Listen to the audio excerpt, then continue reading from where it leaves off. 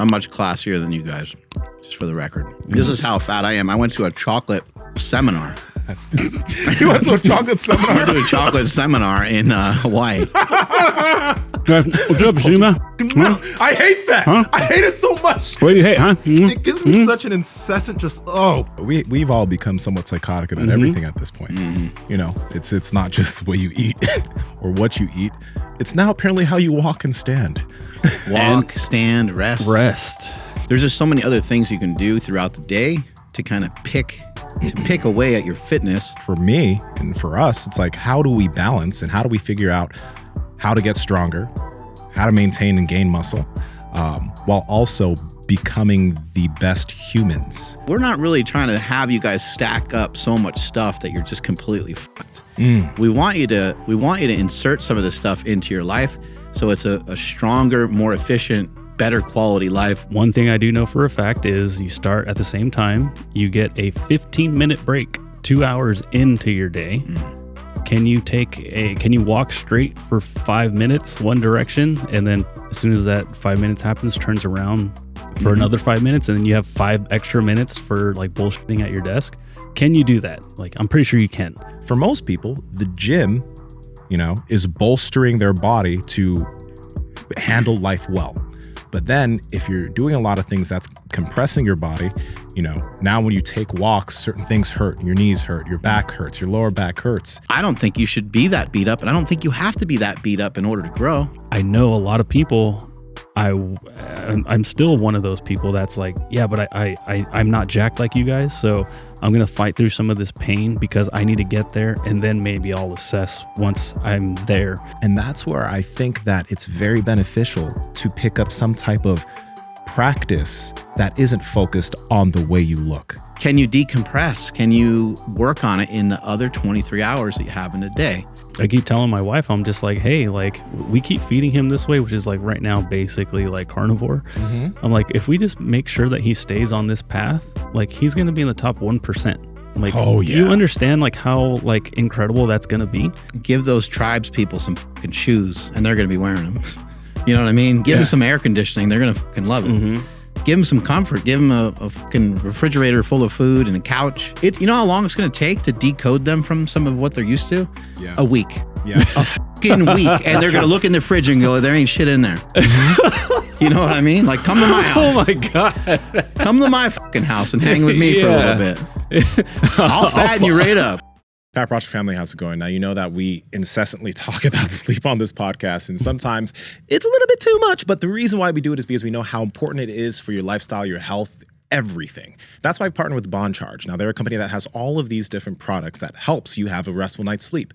Primarily, they have blue light blocking glasses, and they also have different glasses for daylight, but I want to talk about the blue light blockers initially, because blue light isn't bad. And when you go outside and the sun is out, you get blue light. It's not evil. But at nighttime in modern lifestyle, it's something that we get from our screens. It's something that we get from our light bulbs and our TV. But the thing is your body still thinks it's daytime. So you don't start producing the melatonin you need to produce to be able to go to sleep soundly. So when you put on blue light blockers, they will block the blue light from those screens. And we all noticed when we put on our blue light blockers a few hours before we go to sleep, we start to feel tired quicker because our body knows it's nighttime. So this is something that you guys really need to get your hands on and venture through their site because they have so many other tools that are beneficial for sleep, like the sleep masks and all these other things. But Andrew, how can they get it? Yeah, absolutely. So you guys got to head over to bondcharge.com/powerproject. That's B as in boy, oncharge.com/powerproject. And at checkout, enter promo code PowerProject to save 20% off your entire order. And if you guys notice, I wear prescription glasses on a daily basis. I also have prescription blue blocking glasses from Bond Charge. That's something that you guys can do. So don't think that because you wear prescription glasses that you can't take advantage of this. Head over there right now and get yourself a pair of these blue blocking glasses and start getting better restful sleep. We're going to try some nut butter. Let me go get a paper towel. That's a great call. idea because this is really wet. It's a beautiful way to start the podcast. What is that? Ooh. No, don't. Don't what? What? No, I don't care about that. People like that. Sorry. For the people listening, I'm so sorry. That's just not a good way to start your morning. Just me slurping on the mic. I'm so sorry. That's so gross. It's macadamia masterpiece from Brad Kearns. Trying Brad Kearns nut butter, and he gave us some chocolate too, so we're gonna try some of that too. Brad Kearns is a speed golfer that we had on the show, and I can't wait to he try works that. with Mark Sisson, making some books and stuff, and so he's somebody that lives in the area, and he pops around and comes over here every once in a while. And he got an assessment today from the GOTA guys, which I think is pretty cool. That is cool. Everybody wants to move better. Mm-hmm. Andrew, would you like to cut your piece off? Yeah. So we don't get it all gross. I licked my fingers. Oh. I'm gonna sample this nut butter on the air. Oh, it looks like this has like fucking chocolate chips in it or something. Oh my gosh. Nut butters are evil. That's why I always give them to you guys. Mm-hmm. I'm like, Oh, it has chocolate chips in it? I think so. I don't know. Dude, I love dark chocolate. Okay, let me, here, you want to? Sure. All right, Andrew, let me get you. I already know what Nsima's going to do.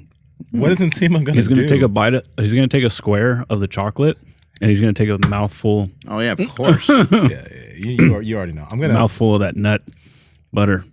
I'm going to first try some chocolate on its own. It's really good. You've had it before? I'm having it right now. So I'm much classier than you guys. Just for the record. Oh yeah. Well, I mean, Period. But when now you have what I wanted to charcuterie say, boards at home, of course you are. a charcuterie board. So you can do whatever you want, but when you have really good chocolate, you're supposed to eat it by itself. Mm-hmm. If you want to dip it in something, you can, but like the higher the quality of chocolate, So I know that's the what chocolate fans want you to actually like enjoy the chocolate. But what do you, Mark Bell? What do you do? No, you want to be fat and dip it in. Of course. Like, fucking peanut butter. You want to have no rules, right? Yeah, fuck eating that shit out so man. I'm dipping the chocolate in as much shit as I can. I love crunchy chocolate. So This is how fat I am. I went to a chocolate seminar. That's you went to a chocolate I seminar. went to a chocolate seminar in Hawaii. A chocolate seminar. Wait, what did they go over in this chocolate seminar and how Fucking- long was it? It was like an hour. were you just eating chocolate the whole time? The entire time. Oh my God, my mouth's watering so profusely good. right now. Oh my God, let me take some of this. I'm going to take a whole thing of this butter. Oh, fuck. I'm going to take it to the face. I'm going to do this one more time, and then Andrew has to enjoy the... I can come up there. I gotta go over there because I can't keep it over here. Nsima just did a butt dance. I did, man. This is He's in his back chain. this shit is good. You got a fresh spoon. Sorry they were being fat at your expense. Yeah. You know the frustrating thing is like people are like listening. And for all y'all, I'm so sorry because I know how frustrating it is to listen to somebody chew right in my ear. You know when I was a fucking kid, one thing I just hated. I love my grandma, bro. I love her so much. Oh, here comes a butt, though. a butt cancels out everything you just said previously. No, I love her to death. And damn, she's getting close. That's insane, right? But man, when I was a kid, I hope she's not listening to this. oh no. When she would chew when I was a kid, she would always like sometimes her mouth would open when she was chewing and I'd hear it. And then I developed just a sharp disdain Fuck that. for hearing people eat. So whenever I'd be in public or Oh my God. if ever somebody would be like, I'd just be like, I'm going to break your neck. stop, man. Like, What's up, Nsima? fucking mouth. I hate that. Huh? I hate it so much. What do you hate, huh? It gives me such an incessant I just want to choke somebody if their mouth opens when they eat. That's not good because you know how to choke people. It's different if someone else says it. It's like, well, it's not as threatening. It's so fucking frustrating. But I love grandma. She's 100 and she's 100 years old. 100 years old, man. Damn. But like sadly, you know, Lyra. I was like, what does that have to do with being 100? she's getting to that point currently where like, you know, she's not eating as much. She's not feeling as much as appetite. She's continuing to say, I want to see God. And I'm just like, she's legitimately like, you know, I can't wait for the day I'm up to see the Lord. So we're all like, oh, it's coming. At 100 years old, You lived a life. you know, You lived Not a life. bad. Probably just 25 years around the corner. This might break the record. Who knows? Yeah. That's pretty wild too, if you think about it. Like, I mean, I don't know what like the record is, but it's like 120 or 180. I mean, I think it's like somewhere in 120 or 118. Yeah, I come think on. Who? Yeah. And come on, Grandma, you can hang in there. You know, it's She so, could beat the record. Let's yeah, go. It's so funny because I think like that's a hell of a life. That's a lot of time. Yeah. But like obviously the people, her daughters want her here. But I'm at the point where I'm just like, you know, I can see like where she wants to go now. Like I get it, you know, and when she does, it's like I'm happy for her, you know, because if you feel like you've really just lived on this earth for so long and you're kind of like, I'm done, you know, Like, I'm over it. right? Yeah. That's such an interesting perspective and place to be, though. So she's like, I think there's somewhere I heard this off a TV show or something, but some people call people like that, super old people, libraries. Yeah. Because of just all that they've So, seen. 122 years old. Whoa, still smoking. Let's go, girl. Yeah. Well, I mean, she died in 97. I think that's what the thing said. Yeah. But yeah, 122 and 164 days. Where is she from? France. I thought you were going to say 122 and 0. Fucking undefeated. Undefeated. She didn't lose. France. And still smoking that cigarette, man. Look at her. What a Yeah. G. Just chiefing over there. I think most of the people that are fairly old are pretty small, right? Yeah. Yeah. Is your yeah. grandma smallish? She's like 4'11". Oh. Like quite literally. I think she used to be taller, but like now Yeah. she's 4'11", you know? So yeah, 4'10", 4'11". That's wild. Yeah, man. Small. Anyway, we were talking a little bit about, you know, the some of the influences that we've had, some of the people that we've had come in. We've talking about the shoes and talking about all these kind of rabbit holes. And as you're talking about people chewing with their mouth open, it's another interesting thing because it's frowned upon by society, but it's how you're supposed to eat. You're supposed to be. Yeah, for us to Really? develop our jaw properly, you need to use your chompers, man. You got to open your mouth. But you can do it with your lips You can closed. do it You can quietly. You can. But it's just another area where you're kind of like, I mean, it's kind of like the no deodorant thing. I mean, how far down this rabbit hole we want to go, you know what I mean? I mean, if the difference between like us being like the perfect civilization is chewing with our mouth open and being what we have now, I'm cool with what we have now because I just can't deal with it. It's I can't. I refuse to accept what you just said. I refuse to accept that that's even a It's just possibility. it's just the mechanics of your mouth, you know? What do you guys think? I'm actually really curious. What do you think? Do you think that like, yeah, do you think you should be able to chew with your mouth open? You do that shit in front of me, I swear I'll punch the fuck out of you. I won't You know actually what's funny do that. is like, it doesn't matter if my mouth is open or closed. I make a lot of noise when I eat. And I try to be like slick about it, but it doesn't work. How about kids when they like gulp water? Oh, yeah. They make so much noise. I do that. But it's like my son, you know, it's like I know it might be this might actually be the case, but it's like he's like on the brink of full dehydration when he gets that bottle because he's just like he just takes it to the face because he is like so loud with it. But my daughter does the same thing too. Yeah. And I'm like, hey, like we got more water, like that's not it. Like you can pace yourself a little bit. Yeah. Doug. I need you. Sometimes some pull cold it water, closer. man, and make your fucking toes curl. Yeah, If you're No, thirsty enough and absolutely, it's yeah. like hot, fucking so unbelievable. refreshing. It really is, yeah. Hey, here's another thing. I'm wondering if it bothers you guys as much as it bothers me.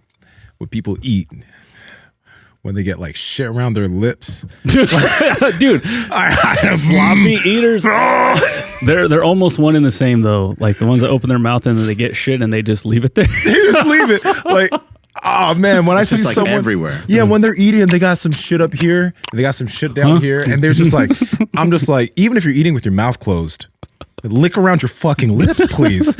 Get that off. You look like a savage. It's just another example of like dealing with how people are brought up. Yes. You know, no one ever told you. Like no one, I mean, you don't need to have perfect manners. You don't need to know which fork to use and all that weird shit. But man, chew with your mouth closed, like a couple simple things. Keep your face clean. Dog. I have a homie, whenever he eats, his lips get so wet.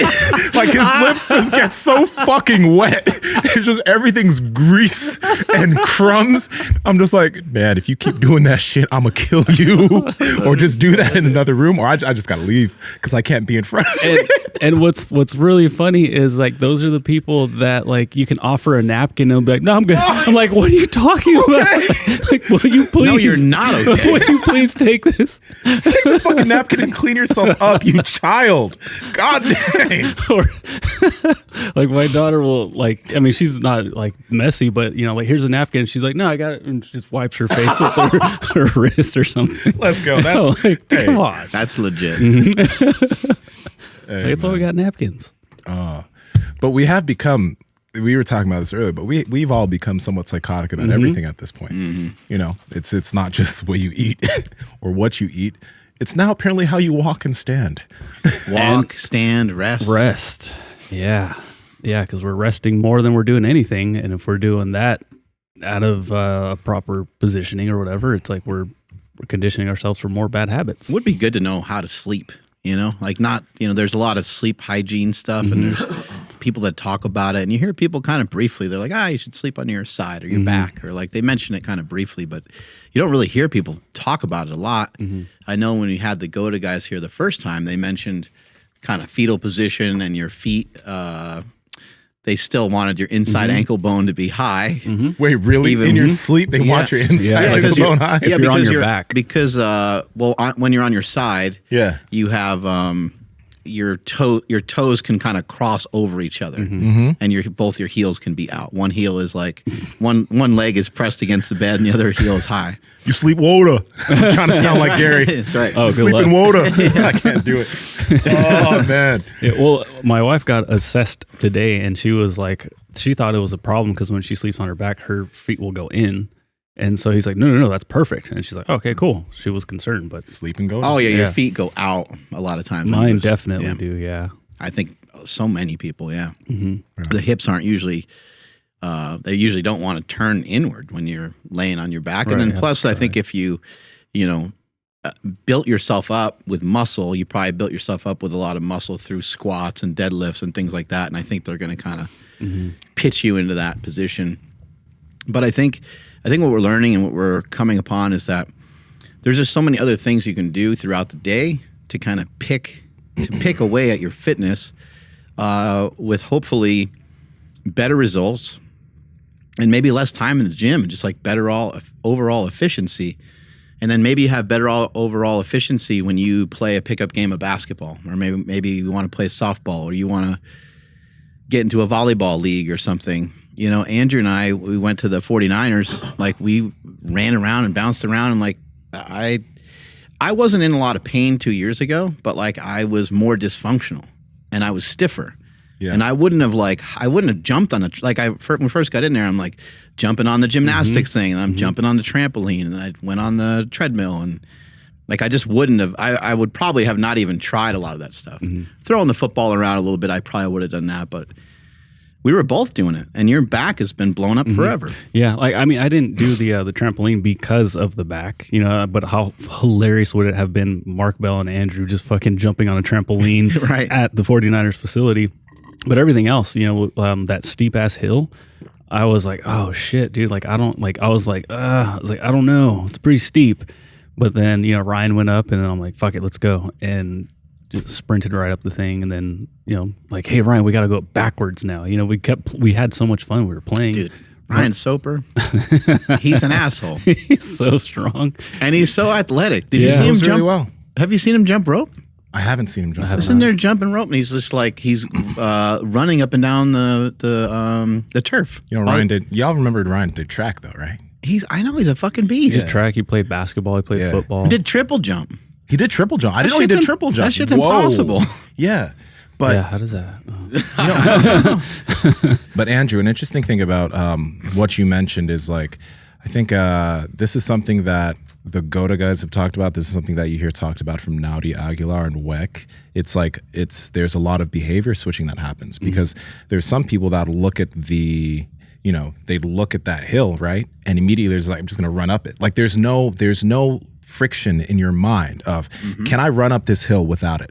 But some people, there's a caution thing in the back of their head where they look at it and they're like, they got to analyze it a little bit and make sure that you're equipped. But your behavior is changing over time as you're doing all this, where your behavior is like now more forward. You're like, you see something, you're like, I can do that. You see something, I can do that. And it's just more and more and more into like, there's no friction or minimal, less and less and less friction over time. Yeah. The thing about like, I'll just use the hill, was I knew for sure going up would be no problem, but I was like, what's it going to be like when I got to go down? Because, it's like I could jump or whatever, but if I don't stick the landing, like that's going to be painful. So I'm like, how am I going to make it down?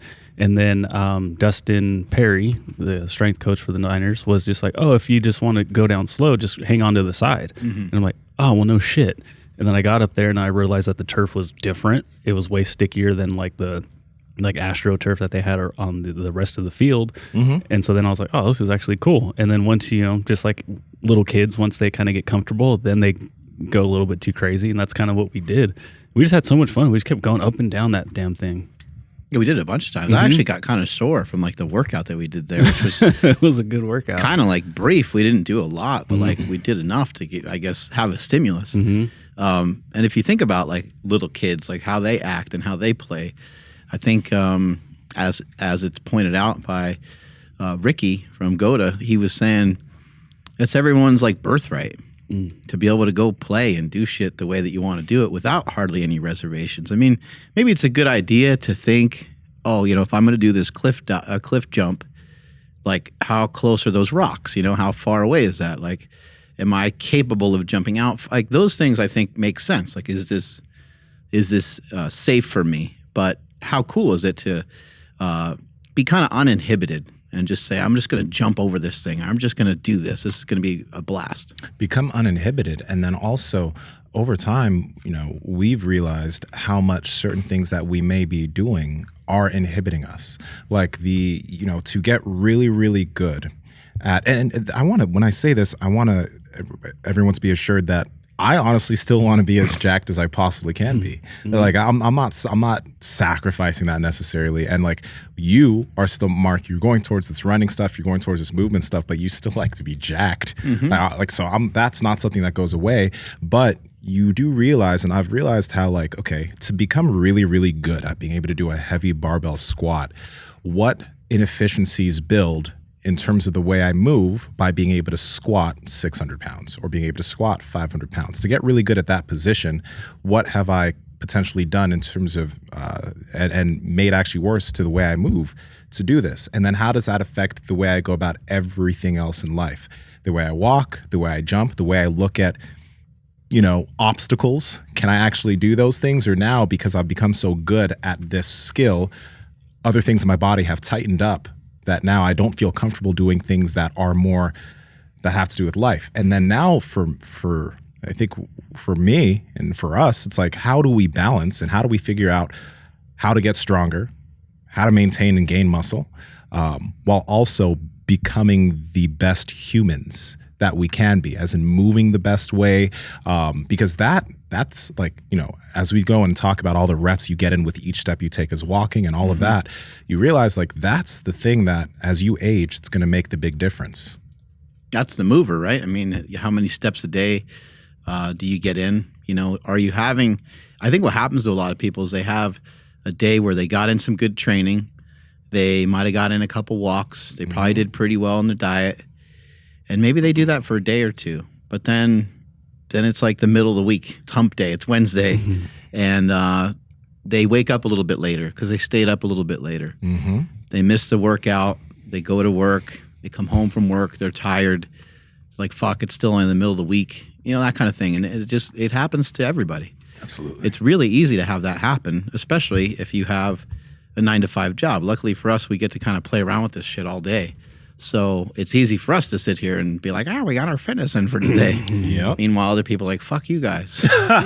we get true, it. Man. We get it. But we're also encouraging you to try to pick this stuff off throughout the day where you can. Maybe you have a lunch break that you can go on a walk.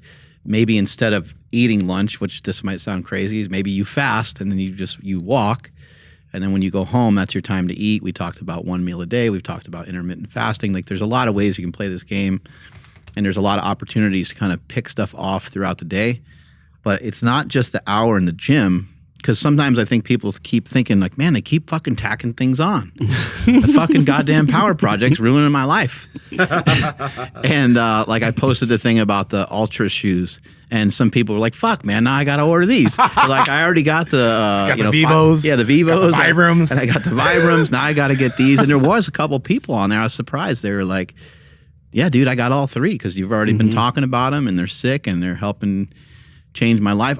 We're not really trying to have you guys stack up so much stuff that you're just completely fucked. We want you to insert some of this stuff into your life so it's a stronger, more efficient, better quality life. And over time, it's just going to be integrated into your life. Yeah. It's just going to be like part of your life. Like Andrew brought his son into the gym today, stuff like that, like where it's not uncommon for his son to be in the gym. It's just, it's incorporated into the family. Fitness, the way that you eat. It's not a shock to your son that like, when he's 5 or 7, we're having steak for tonight. Oh, what else are we eating? Oh, it's pretty much just steak. And there's green beans, like it's not uncommon. It's not like we're not getting pizza. Like what's going on, right? Matt, can you Boudreaux. Yeah. You normalize what you normalize. Yeah. You whatever's normal that's just normal. But when me and Nsima were talking about this, about like we're basically psychotic with everything now. Like we can't do anything half-assed. We can't do anything WODA. You said that. I know. But I love WODA. I think it's funny. It does. I mean, it's like when you say like, don't be fat. Like we understand what that means because it fits so well. Right. And I just think WODA fits really well. It does. Like, I just think about all those motherfuckers that have come up to me at the trade shows, ask me about like bench and squat. And I'm just always thinking like, the guy's standing so poorly right now. How can I teach this guy how to deadlift or do anything when he doesn't even know how to walk?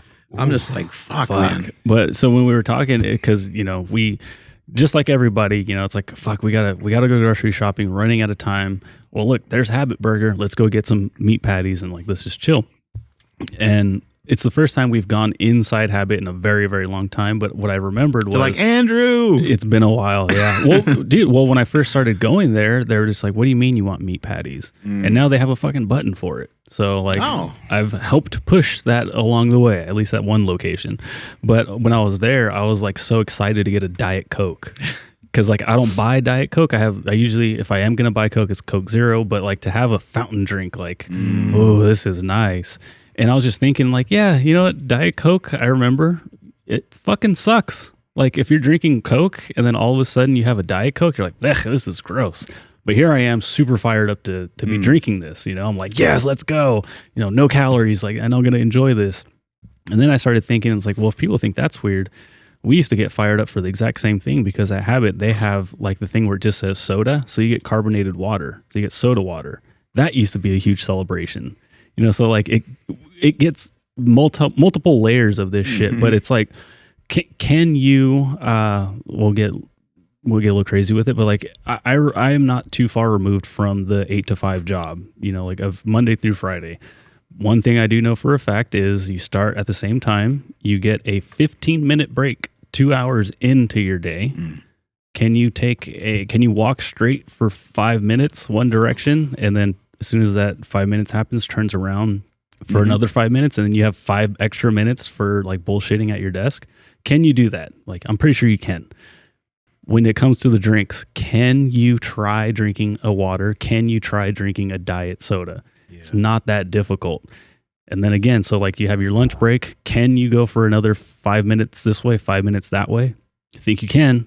In another 2 hours, you have another opportunity. Maybe you missed that last one, no big deal. But like, can you do these things? They're just small little, tiny little fucking, just little switch this way. They're going to make your day better. We're not saying like spin the crank like this, like crazy, like when we're trying to get the podcast up and running. Just a little, one click over every day. Every single choice that you make is just going to add points on the scoreboard. Like little things like that. Like, can you do that? I think you can. Right? Small shift in your direction. We're not trying to turn you all the way back around. Right. Yeah. There's those small little things. And it's just like, you hear people like, oh, I could never drink diet. It's like, well, I mean, maybe you can find a 0-calorie alternative. It's pretty easy. That's fine. That's an interesting one because though, like so many people, like you'll say, oh yeah, have some diet soda. And then there's going to be some person at the other side of the room that's like, that'll give you cancer. You know what I mean? What about the gut microbiome? Right? It's like with this shit, for some people, there's just no winning. But it's like, okay, can you make a better decision when it comes to some of these things? Absolutely, you can. What I was thinking though is like we've all had different times of different focuses, and now we all have different focuses, right? Mark, you're trying to become a better runner, and to become a better runner, you have to become a better mover. So a lot of the things you do are going to fall in line. But there was a time when your goal was to be a super strong power lifter. So everything you did was in line to do that. And if you're listening to the podcast and that's your goal, like your goal is I'm focused on bodybuilding, like I want to build as much muscle and that the physique is the goal, then focus on that. Like have your focus on that.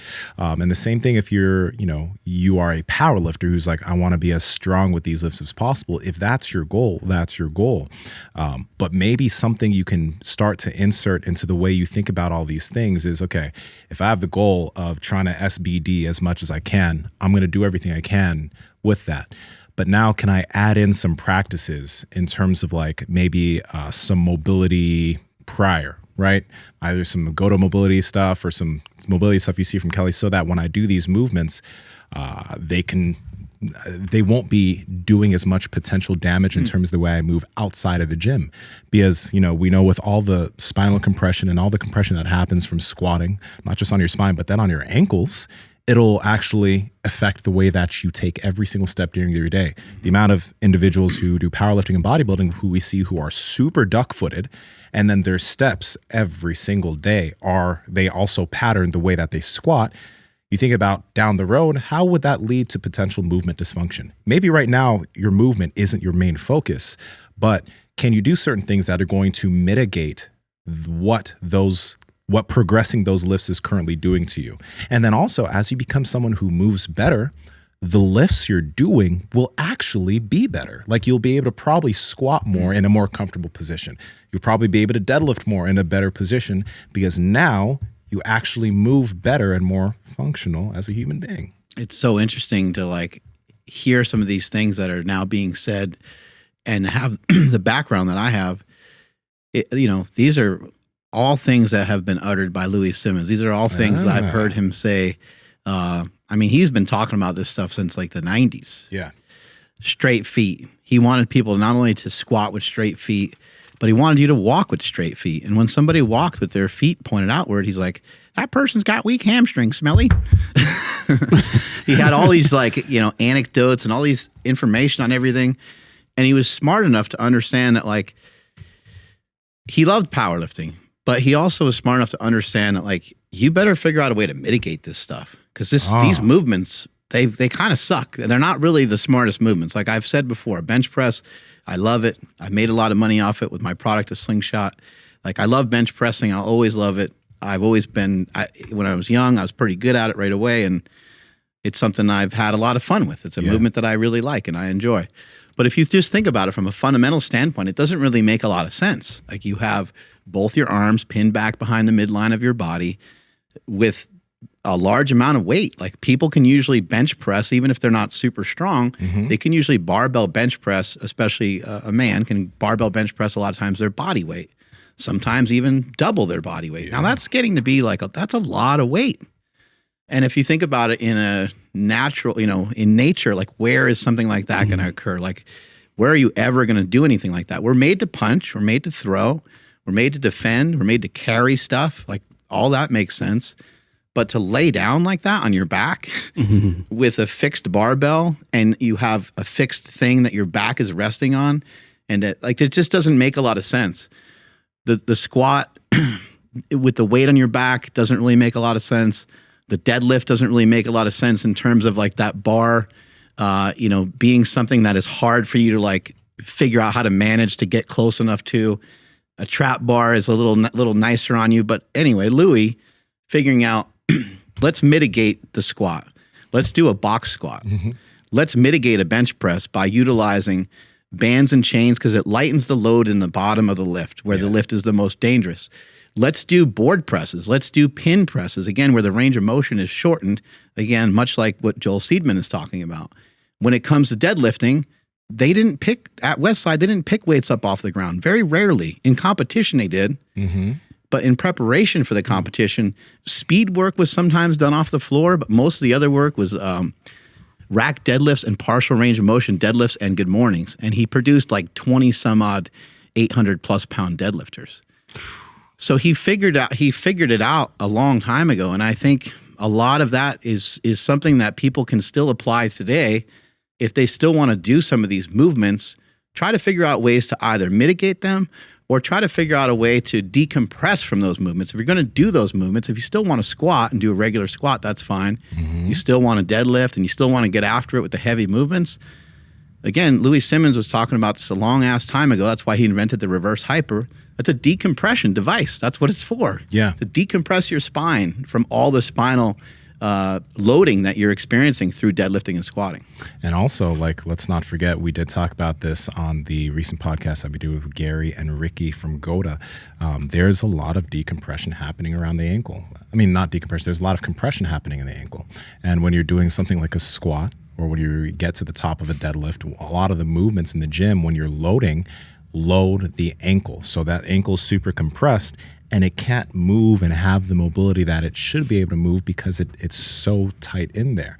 So like with the warm-up that they have people do, there is a lot of focus on ankle decompression. It's not something that we think about, but a lot of that ankle decompression can be super actually beneficial for a lifter who's trying to be able to squat more efficiently. Because now if you actually have a bit more room in your ankle, right, and you have more ability to move in that ankle so your knee can come outwards more comfortably, you're able to get into a deeper squat with potentially a closer foot width, and your feet don't have to be so pointed out to be able to reach that squat, right? And then when you think about all the steps you take, maybe now your steps aren't out here. Maybe now your feet can move straight because you have more room around that ankle complex. So I know it's a lot to think about and it's a lot to try to, put your mind on. But first, think about the goals that you have and think about, I think, athletically, right? And with our fitness, we have the goals that we have in terms of the gym, whether we are an athlete on a specific sport that has to do with lifting, or whether we have body goals that we want to have. We have those goals.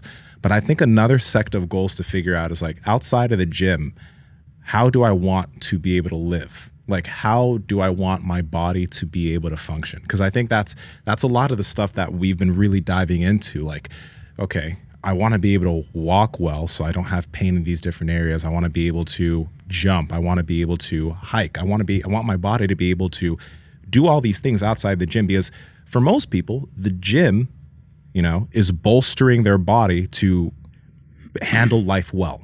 But then if you're doing a lot of things that's compressing your body, now when you take walks, certain things hurt, your knees hurt, your back hurts, your lower back hurts, then that means that it might not be specifically doing its job, the job that you want it to do. And you might want to reassess certain things that you're doing to figure out, is this helping me right now or is it hurting me? I like that a lot. I think if you apply that to your diet, which we've talked about before, if you're utilizing intermittent fasting, if you're utilizing something slightly different and just doing a caloric deficit, and then you do that, you employ that for 4 or 5 days, and then you end up binging on the weekend, and you over-corrected for the calories that you were trying to kind of deplete yourself of, well, then that's a good sign that your diet didn't work for that week. It doesn't mean that you can't figure it out. It doesn't mean you can't make it work.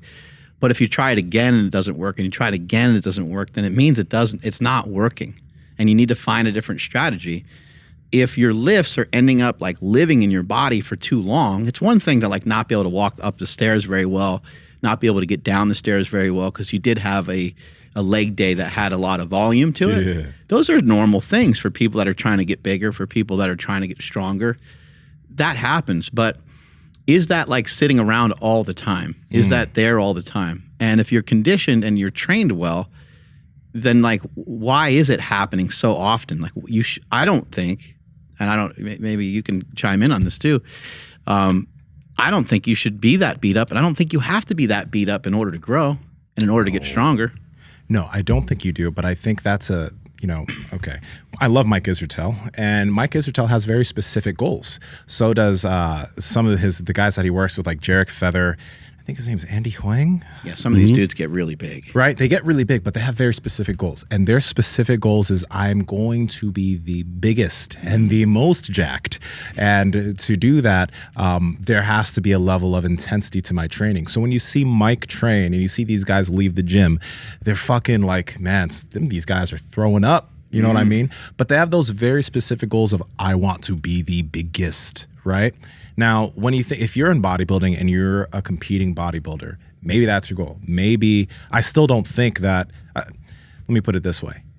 That training intensity, you can do that, but you can get to the same place if you give yourself more time. So some people are like, I want these results as fast as possible. So I need to train as intensely with all these sessions, right? So I can get from here to here very quickly.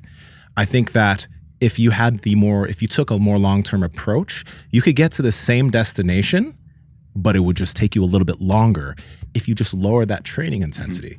So you'd be getting to the same spot, but your training sessions wouldn't kill you so hard.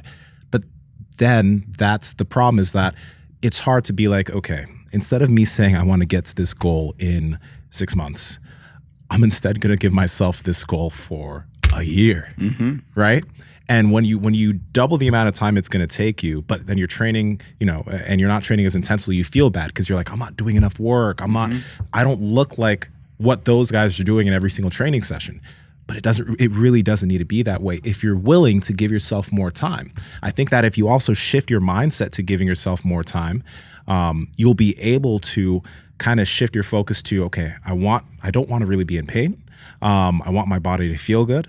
I'm still going to be gaining muscle, but you're also going to decrease your risk of potentially getting injured because, again, the sessions aren't killing you every single time. But it's hard to rectify that when you see a lot of hardcore guys making videos, and you see them leaving the gym and they're just they're like, I put it in today. Right.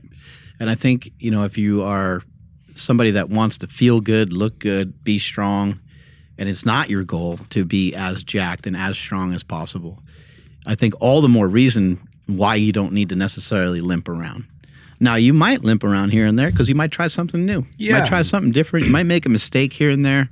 You might just like, oh man, I didn't realize I should have lifted a little bit less weight. I should have done a little bit less sets or reps because something was new. You got excited about something. Like those things are still totally normal.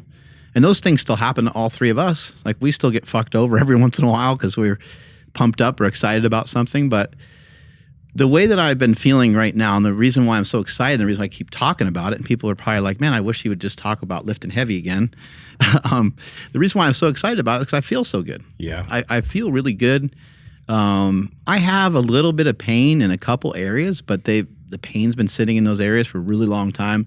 A little bit of tendonitis in the right knee or some sort of knee pain in the right knee that's been there for a really long time. I rarely notice it anymore because it's rare that it gets flared up or it's rare that it bothers me. It doesn't hurt when I run. It doesn't hurt when I get up off a couch or out of a chair, or it doesn't really, if I do something in the gym and I try to balance on that one side, that might be the only time where I'm like, oh yeah, that side is a little weaker than the other side. Yeah. A little bit of something in the left hip. Rest of the body feels really good. I don't have lower back pain. I don't have knee issues. Yeah. I run 4 or 5 miles almost every single day, and it's feeling really good. So that's why I'm talking about this stuff so much, is I want to share it with other people. And I think that it has a ton of value, because if we can get you to feel good, then we can get you to play good. Like if you feel good, there's gonna be less inhibition behind you wanting to move. If you're hurt, if your ankle's messed up or something like that, it might be hard for you to get into motion. And then if it's hard for you to get into motion, it might be hard for you to get excited about what it is that you're trying to do to lose weight. It's going to be tougher. Mark, this is kind of putting you on the spot a little bit. And obviously it's 2 completely different time periods, but we'll just say, I don't want to say in comparison, but like the amount of, I'll just say how good you felt squatting over 1,000 pounds, like that brought you some joy. That made you feel a certain way. But then now fast forward to, I forgot how old you are now, but you're in your 40s. You're running. You aren't limping around like some of your peers back then. Like, again, I don't want to compare the two, but like, how good does it feel to be able to do that in comparison to how good it felt to lift the weight? Because I know a lot of people. I'm still one of those people that's like, yeah, but I'm not jacked like you guys, so I'm gonna fight through some of this pain because I need to get there, and then maybe I'll assess once I'm there. Never gonna get there, but you know what I mean? Like, what do you mean you want me to move around? Like, I'm not even like, I haven't even gotten step 1 down yet, where I got the muscle. Like, there's no way I'm gonna slow that down in order to, work on this mobility. Being able to do the stuff that I did in that, vertical of powerlifting was fun. Was really cool. It was amazing, and it felt incredible. Especially because that was my world. Like, that's what I was focused on. That's what I was honed in on. So the comparison is a little hard because my life has changed so drastically in so many different ways, and I wasn't at 32 or whatever I was, or 35, however old I was when I first squatted 1,000 pounds. I just wasn't as grateful for my body as I don't even know if I even recognized that I had much genetic potential, which obviously you squat a fucking 1,000 pounds. There's a lot of genetics behind that. There's a lot of things behind it, right? There's a lot of hard work. There's a lot of putting in a lot of time and effort. There's a lot of genetics. There's a lot of luck, I would say, too. Like, I'm not afraid to just say, just flat out, sometimes there's like a little luck involved in some of this stuff. And you can kind of view that whatever way you want. As luck is, when you're prepared for something, I don't know. But, meeting Louis Simmons and having some of the opportunities that I've had over the years, they're definitely things that ended up being huge advantages. But the way that I feel running, it's like, I can't even like put it into words. Like, I'm running, and I sometimes like put my hands over my head. And then I think about it later. I'm like, there's probably somebody, because like when I run the Arboretum, there's like a big pond. Yeah. And there'll be people like kind of walking on the other side of the pond, or sometimes there's somebody walking in front of me or behind me. I'm like, people are probably like, this guy's having a fucking religious experience as he's like running. I mean, part of the reason why I'm moving my arms around is just because your arms get a little stiff and stagnant just from like the motion of running. And it's nice to move your arms around a little bit, but I do feel like I'm like victorious. Like, I feel fucking amazing. So I have just like a different appreciation for life in general and for my body nowadays. So running, even though I'm not doing anything spectacular when I'm running, that alone, just a workout for running, feels better than me squatting 1,000 pounds. I think that's important because, like I said, there's people that are chasing the 1,000 squat or whatever. Who knows? Maybe those guys are locked in, but the ones that they're the kind of the weekend warrior. Like, no, this is my thing though. But it's like, man, it could still be your thing, and then you could also be here 20 years from now being like, I'm glad I made that I went down that road of like following these Power Project guys and getting my mobility straight and putting my foot straight when I walk, and all these other random little things that we figure out. There is a big difference between, because I think about, like, for example, when I was focused on bodybuilding and competing in bodybuilding, right? There's a big difference when you're very focused on, and everyone that is on a fitness journey does want to get in better shape. So there's this innate focus on how my body looks over time. I'm trying to lose weight. I'm trying to lose body fat. I'm trying to gain muscle. So there's this focus on the way your physique looks. And when you focus on that, it's hard to also be like, okay, not only am I now focusing on the way my body looks, which in and of itself has so many drawbacks and causes so much potential insecurity and so much dysfunction as far as like potential eating disorders and all of that shit. But another thing to start to think about is, okay, not just how my body looks, but how my body moves and functions every single day, like what my body has the ability to do. And that's where I think that it's very beneficial to pick up some type of practice that isn't focused on the way you look. Because inherently, when you start training in the gym, Most people do it to transform their body. So there's this focus on, I look like this. But if you have a practice outside of that, that's like maybe a boxing gym, right? Or a martial art like jujitsu, or I don't know, just something that is more focused on what your body can do. Even CrossFit. I know so many people have shit to say about CrossFit. You leave the focus on the body, it's still going to be there. You're still going to want to look a different way. But then it's like, all right, this is what my body can do. Not just with the barbell, but with running. This is what my body can do with running. And this is how my body feels. And having that movement practice will get you out of just, I look like this. But now you have an appreciation for, wow, I can move like that. You know, with jujitsu and all the variable movement, as you practice it, you become surprised at like the types of things that your body's able to do on one hand, on one leg, etc. And as you build these abilities, you do gain an appreciation for the ability my body has versus just what my body can look like. And then you also realize that what I think personally is the ability that my body has is much more important than the way my body looks. I know some people are going to say you're a fucking asshole because you already have the body you want. But when I think about the importance for me, the way I look is way less important than what I can do, because what I can do is something that I feel every day.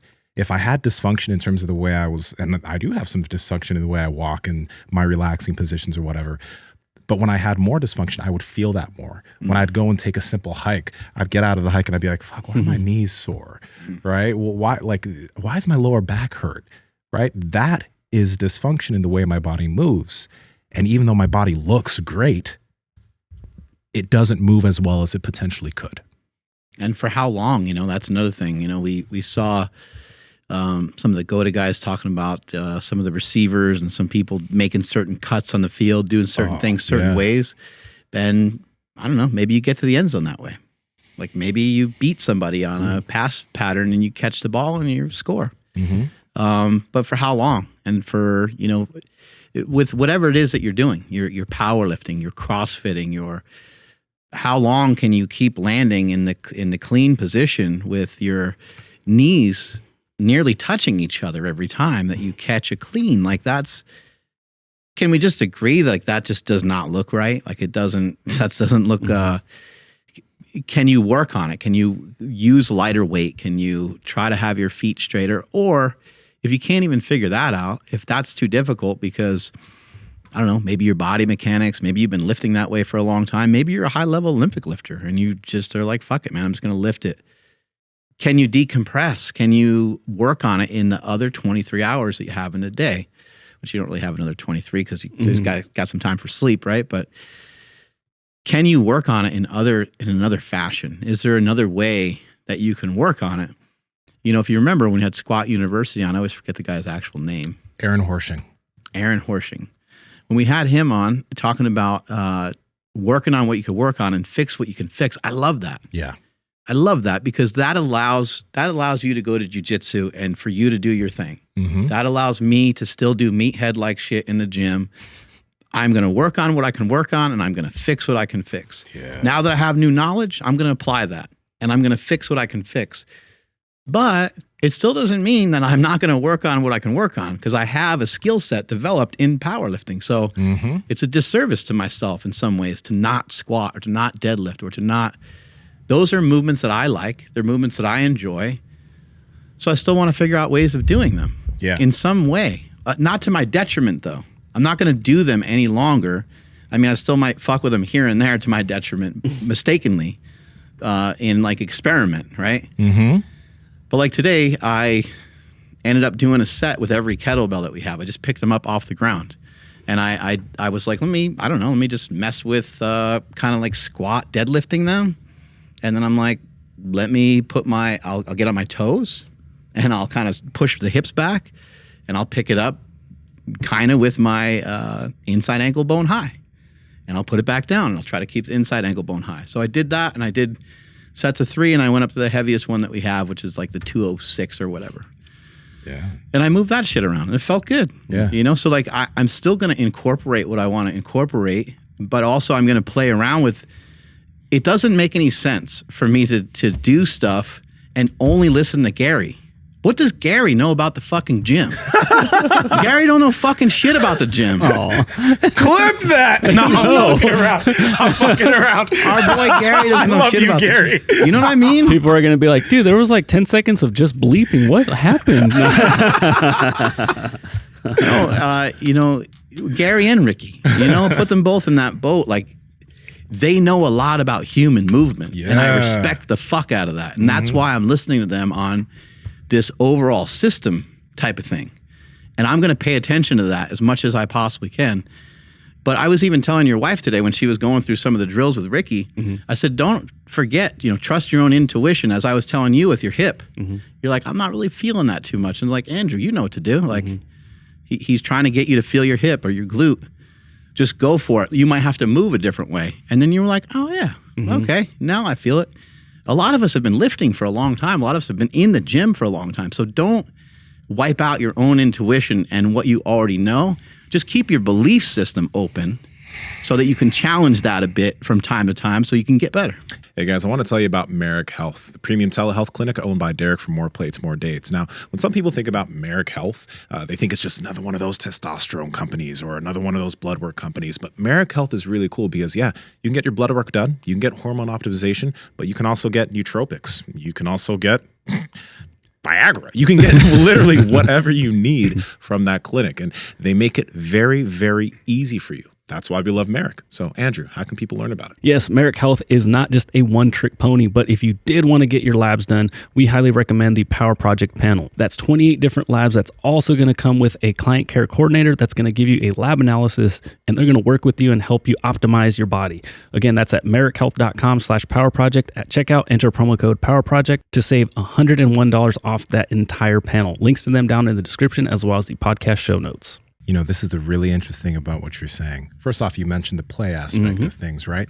So because exactly what you're talking about is what I've been doing. I've been doing a lot of movements in the gym, but instead of doing them the standard way, like doing a kettlebell swing, both legs planted on the ground, gripping the ground and swinging, I lifted up. I went on my toes, so my heels were off the ground. Staggered stance. I did a staggered stance swing.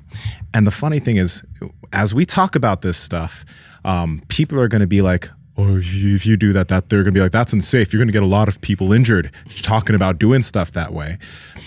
Because within lifting culture, everything has been done one way. You squat with your heels planted on the ground. Potentially you have Olympic lifting shoes, but your knees come out, heels planted on the ground. You do all these movements, heels planted on the ground for safety. But you think about it, you're like, okay, that might not be good for the ankle. It's probably not good to compress the ankle. Now it affects the way you walk and move and all these other things. So can we change the way we lift to potentially respect the way we move and potentially even enhance the way we move? So instead, like I mentioned, kettlebell swing, I do a staggered stance. I'm on my toes and I'm swinging that way. Instead of doing a normal deadlift and picking something off the ground, I might do a staggered stance trap bar deadlift, right? Heels off the ground and lift that way. And I know when it comes to the GOATA stuff, there's still those front chain dominant stuff or whatever, but I'm not going to stop fucking lifting, right? But I can take those concepts of, yeah, you know what? I shouldn't have all this pressure in my heels. It's not good for my ankle complex. Let me now think about how to keep my ankles decompressed when I lift. And you have to play around. You also have to be kind of smart with the loads you use. If you guys want to mess around with this, I suggest you do go and mess around in the gym, but respect the load. Don't go try to load something super heavy when first trying it out, like the kettlebell swing thing I just mentioned, or Mark, you put a bar on your back and you squatted with your heels off the ground. When I've done that too, and it feels pretty fucking good. Yeah, with 25s on each side. Yeah, with 25s on each side.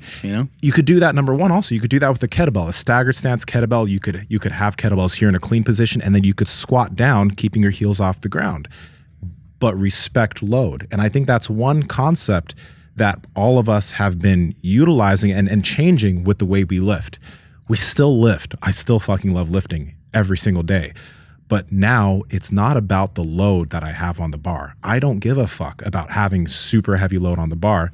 What I mainly care about is movement quality, and being able to go through a good range of motion while keeping good movement quality. But that's a hard thing when what you see with a lot of people is like how heavy they can load a specific bar, how much weight they can do with the movement.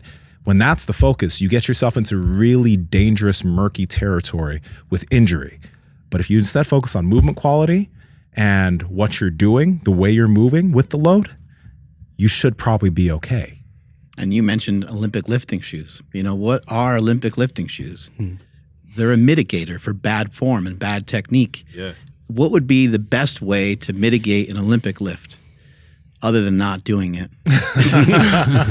The best way to mitigate an Olympic lift would be to do it barefoot and allow yourself to, and people might be like, your feet might not move around really well. Well, it might be hard to move around on some of the surfaces, but usually they have kind of like a wood surface. So you might have to be careful because your legs might slip if you get sweaty or if the platform gets wet at all. Oh, yeah. You might end up with with getting screwed over on something like that. But you want to be able to, move your feet and to be able to express all the things that your feet can do. And your feet are a massive part of that Olympic lift. The Olympic lifting shoe is made and it's elevated in a way to help you get around inefficient ankle movement and inefficient ankle mobility. Yeah. And it also helps bypass the hips being inefficient in relation to your hips in relation to the mobility of your ankles as well. So you look at Olympic lifters, they get down in these beautiful positions to move the weight, but very rarely do they execute the lift where you could say, I mean, even your average lifter who doesn't know much about Olympic lifting can watch an Olympic lift and say, that did not look very good. Like, that didn't look right. Like, that looks like an injury. And that's why we've seen so many people in the CrossFit community get hurt, because they're trying Olympic lifting and they're trying gymnastics, which are both complex movements that challenge your range of motion. And when you start to do that with heavier weights, it can be very compromising. You're now in the bottom position. What did Ricky say on the podcast the other day? Work on that top position for a while. Let's see what that looks like for a while. When you go to squat down, don't start out by getting yourself right to the bottom. Don't worry about what the bottom looks like. Worry about what the top looks like. Do a quarter squat. Do a half squat. Do you have that down? Is that looking pretty good? Your knees tracking properly? Does that look okay? If that looks okay, go ahead and sink it down to 3/4. Okay, does that still look good? Are you still holding position? I mean, again, the average person listening to this, you don't need to be a coach. You don't need to be somebody who knows a lot about this. You can be honest with yourself and you can say, nah, you know what? Record it. You'll see for yourself, like, I broke down a little bit there. Yeah. My ankle bone did kind of shift in. And I hate being too much of a stickler for form. But when we're talking about starting to overload your body and you're starting to talk about lifting more and more weight, you got to be more and more cautious the higher up that you go and with the range of motion that you have. So you got to be kind of, and another thing too that I've examined and thought about more recently was we teach people, hey, when you're doing most of these movements, have kind of a soft knee, like somebody who's going to like water ski, somebody who is going to come into the gym and someone's going to do some curls, someone's going to do tricep push down, somebody's going to do any of these movements. We usually say, hey, let's mitigate some of the stress. You don't have to have your legs locked out all the way on these exercises, okay? So just bend the knees a little bit as you're doing your curls. Why don't we also just say, hey, let's get your feet straight. And then can we also, if you want to add a little bit of element of something a little different, can you get on your toes a little bit during your curls? It just makes them more challenging. I don't see anything wrong with it. It's going to take away from your biceps because your calves are now activated a little bit. Some people are going to be like, it's going to limit how much I can put on my biceps though, bro. When I was doing some curls, it could. And you could plant your heels if you want, but just have your feet straight. And then also you might want to try to, grab the outside edge with your feet so that way your ankle bone is still in a good position. You put those chucks underneath you, right? And you can make sure that you're not touching those things. But when I was doing some curls the other day in the gym, I was like, well, let me be respective to, just kind of moving back and forth from one way to the other. So I took the 35s and I was doing alternating dumbbell curls. I think doing one leg at a time, one arm at a time, any of these types of things are all decent ideas when you're training, because then it's going to just add, as you were doing with the kettlebells, it's going to add just another element to where your spine is moving, your body is going to be moving in some athletic positions that maybe it doesn't always get an opportunity to move into. So along with, having like a soft knee and just proper alignment, when you go to do a movement, why not get up on the toes a little bit, have the feet straight? Another thing is, okay, so we're talking about all these things in the gym that we're doing and fucking with and the way we're messing around with the way we lift. But one of the big things that we've been talking about is like every single step that we take during the day now that we're walking, we've adjusted. Number one, using barefoot shoes, barefoot sandals, the way you stand and the way you moved, you are more in tune with that, because normal shoes will have this padded arch and all this support that will allow you to put weight in areas that you typically would feel very uncomfortable putting weight in if you wore barefoot or wearing barefoot shoes. So that's one of the advantages of having barefoot shoes or barefoot sandals, because now there's more proprioception with what your foot is doing and the awareness of how you are now moving through space. Okay, we have that. Now, we're also paying attention to keeping our feet forward when we walk. And when we're walking, we're not just dumping all this weight into our heel and slamming down. Number one, because with barefoot shoes or barefoot sandals, you cannot dump as much weight into your heel that you used to when you were wearing normal shoes. Because normal shoes all have all that padding. Normal shoes change the way you walk. So now we're very aware of, wow, okay, I can't put as much weight into my heel when I take a step. Then we're also paying attention to, now when we put our weight in our heel, we now need to put our weight into the outside of our foot and then drive off like the second toe in that area, so that we're not collapsing our arch with every step we take. These things all work together, right? So, and walking is one of the things that we talk about, walks all the time, get 8,000 to 10,000 steps. If every step you take, I think David Weck says, if every step you take is stronger, think about how that compounds over time. Let's say you're getting 8,000 steps a day, 56,000 steps a week. What's that going to be? Maybe what? 224,000 steps a month, right?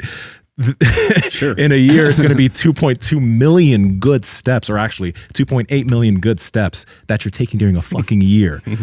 Holy shit. You know how that's going to change the way that you go through life as a human being, with every step actually being correct? But now think about the opposite side of things.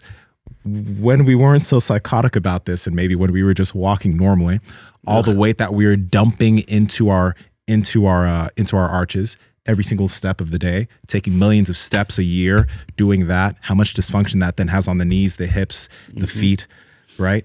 This stuff isn't immediate, but this shit adds up over time. And then if you're at work, we always talk about not sitting, standing. If you have the ability to stand at work, while we're at the podcast desk, we have these WEC, we have these WEC wedges, right? I'm over here on the WEC wedges, fucking scoping my ankle as I stand here. I think people have probably been seeing it. They're like soul steps. These soul steps from David Weck, right? I have my feet on them. They're kind of pointing a little bit in towards each other. And then I'm literally just scoping my ankle during every podcast interview, right? So now I'm getting that mobility work as I'm doing this. And when I work during the day, if I work standing, I'm scoping my ankle.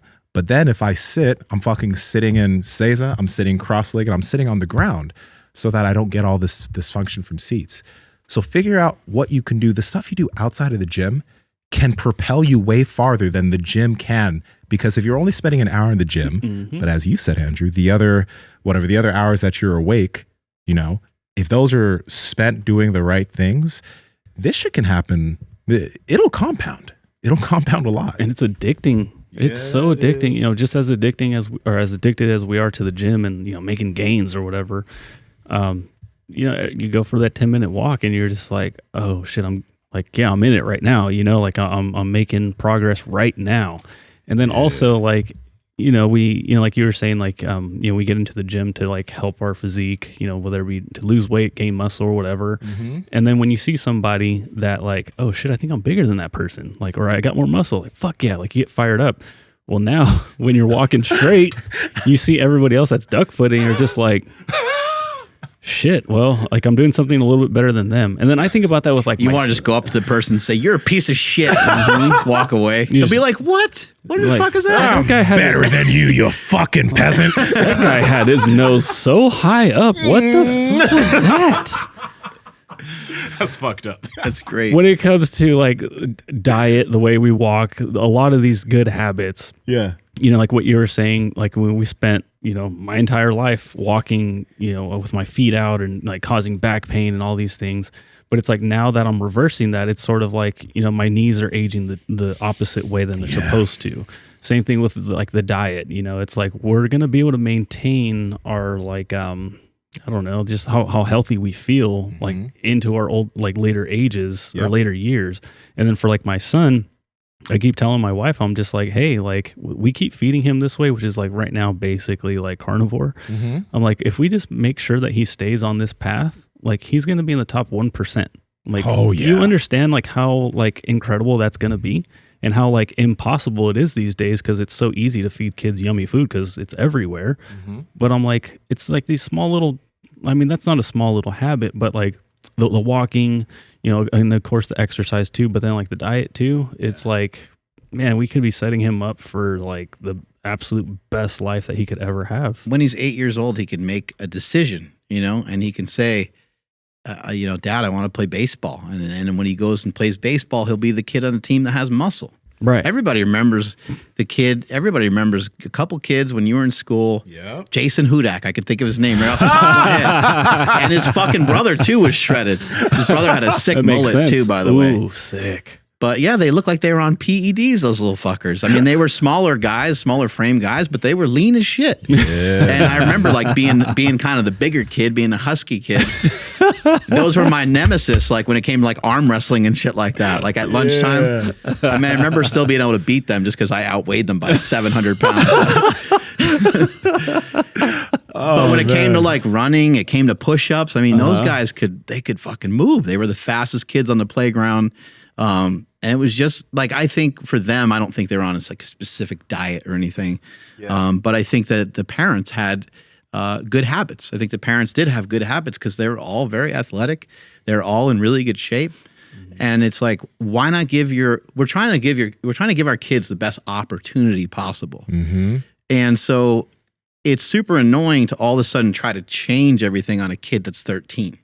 Like that's a little, that gets to be a lot harder. Hey, I don't know, stand up straight, fix your shoulders, or that gets to be weird. But when they're really young, you say, hey, this is the way that when we're walking, we're going on a walk, it's important that you keep your feet straight. You're going to find like if down the road, hey, you can point out Uncle so-and-so, he was a good football player. Yeah. He moved really well. Like part of the reason why he was a good football player, he trained really hard and he moved really well. And if you want to move like him, or if you want to move like your favorite, you point out the favorite baseball player, you want to move like that guy, you want to be able to throw the football like Jimmy G from the 49ers, like that guy pays attention to a lot of these other things, pays attention to his diet. Let's get you walking with your feet straight. Let's get you doing some of these things.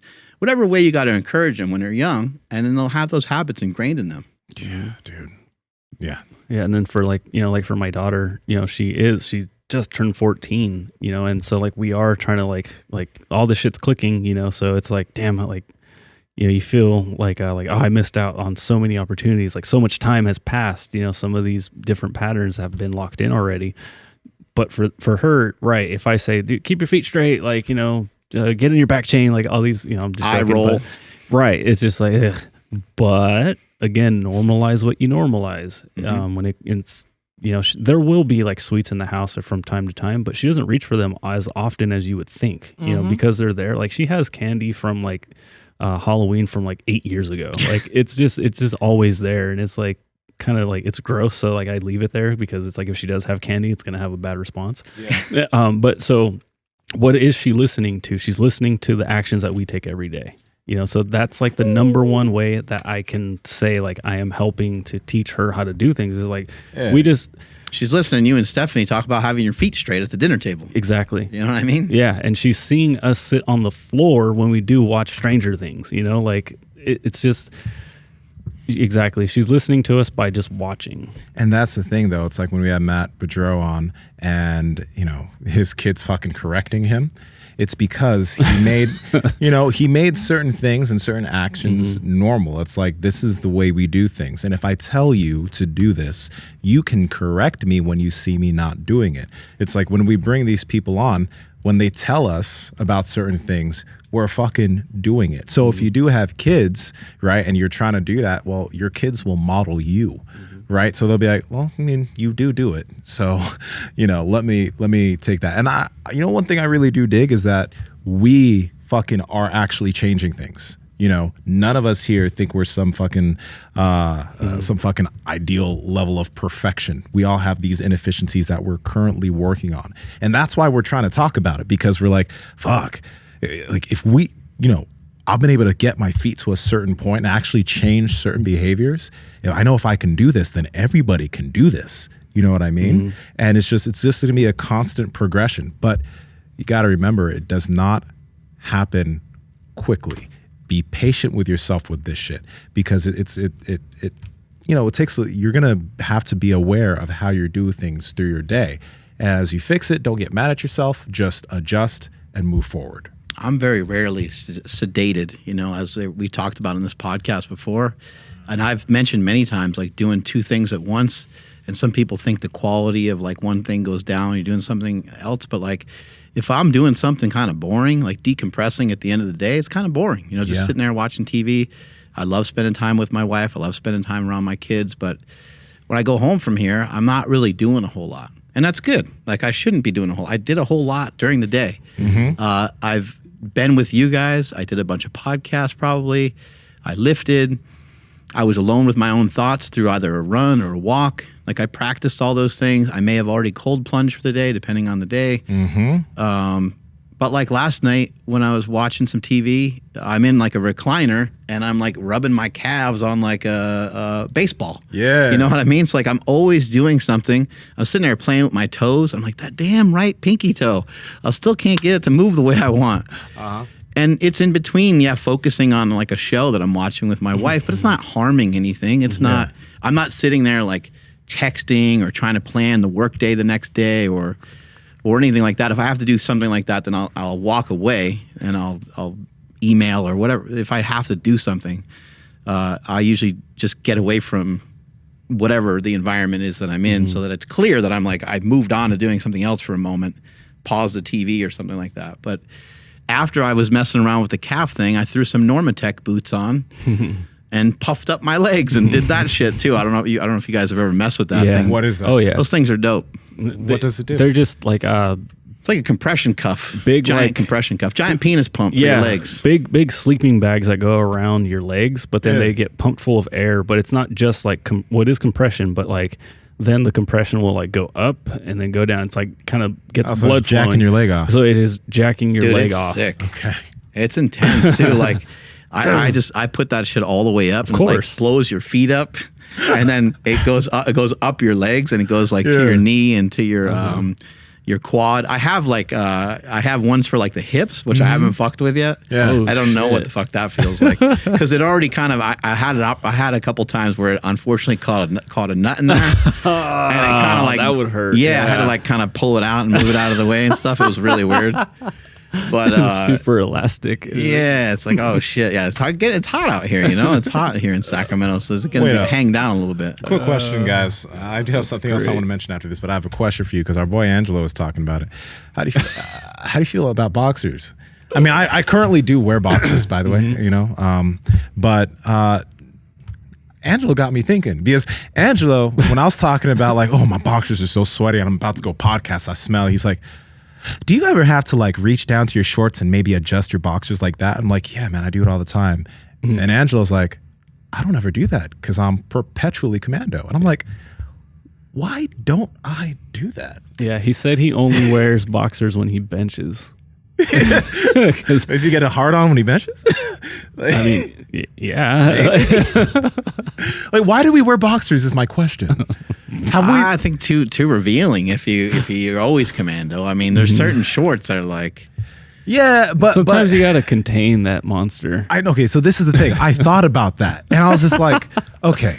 I mean, I get it, and sometimes like some shorts or certain things have like a little bit of a chafe to them. I mean, if you're trying to toughen up your dick a little bit, then maybe I could see you're. All right, so let's get all the small dick jokes out of the way, but let's think about this real quick. Like, one of the reasons why I do wear boxers is because I am scared of potentially getting aroused in public. That's the true reason. Because like you see something, you're like, huh. You're like, me and Andrew I have a woman dragging the sled. Right, I see one of you guys dragging the sled or whatever. Because like boxer briefs will like aim aim you. Yeah, downwards. it'll aim you down. So like there's some resistance there. So it'll just be like there, and you can still chill. Mm-hmm. But if you're commando, you're just like chubbed up. So I can understand that. But still, going commando is so much more comfortable. Where I'm just like, maybe I should consider this. I just don't want to be caught in sexual harassment for anything. You know what I mean? Like, luckily, we don't have anyone that would get no you in trouble. HR. Yeah, I mean, you can run into some issues here and there. I think I don't know. Like for the most part, you'd probably be okay. It just depends on what you're wearing. Yeah, because I always find myself pulling him down. I'm like, Angelo, you have a point. Like I don't like it. I don't like having to pull my boxers down all the time. Maybe I just shouldn't wear them anymore. I wear them less now, but I still wear them. Like, you know what I mean? Like if, I don't know, like, because sometimes for sure I'll wear shorts to sleep, but I'm not wearing boxers under that. Like, fuck no. And then sometimes like I'll wake up. You wear shorts? What do you mean you wear shorts to sleep? Like Viore shorts are so comfortable. Like so I just take my boxers off and then I go Viore. Like that's it. Okay. And then sometimes like I don't know, like I got to run somewhere in the morning. Like I'll just be like, fuck it, I'm not gonna grab boxers. I'm just gonna take a shower and then go. Like, and then that's just what will be. That will be like that for the day. I try to sleep naked, but it's complicated. I'm way too horny. I can't do that.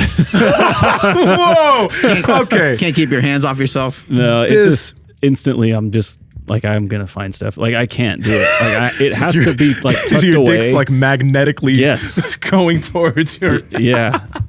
No, it's like I can't do it. Yeah. You know, okay, this is actually a curiosity.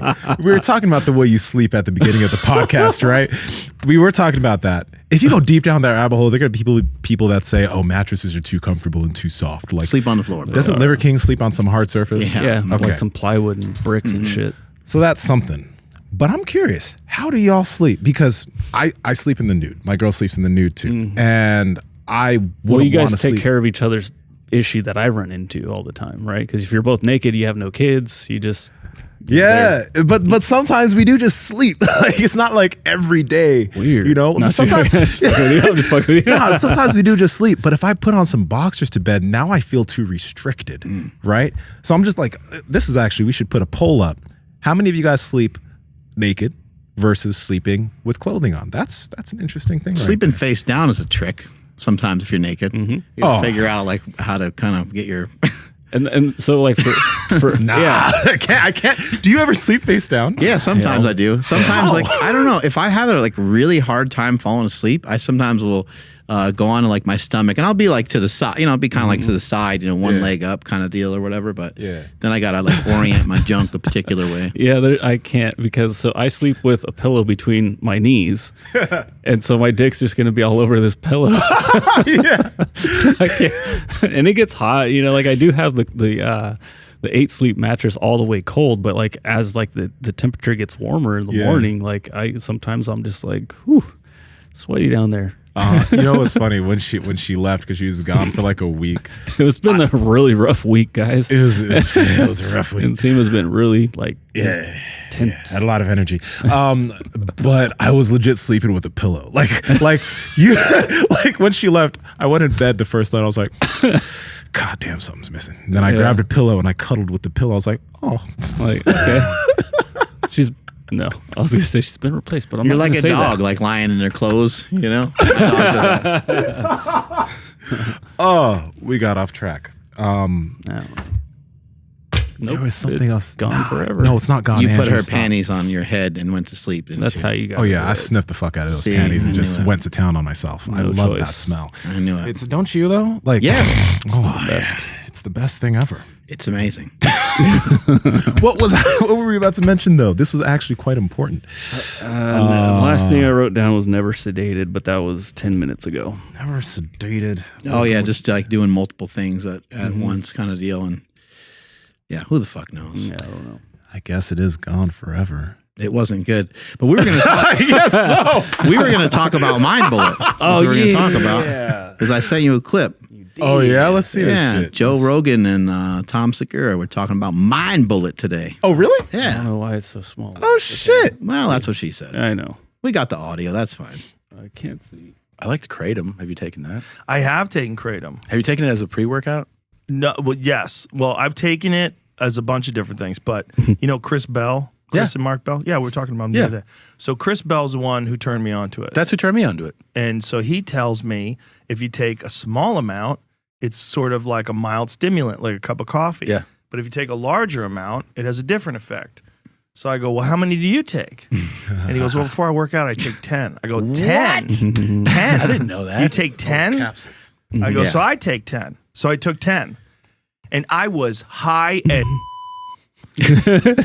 I was high as fuck. Wait, did you take 10 vials? 10 pills. 10 pills. Okay. Yeah. Because Thank goodness. the vials, the liquid form, Oh, the liquid form. is Oh my more God. potent. Oh, no, I these are- take one of the.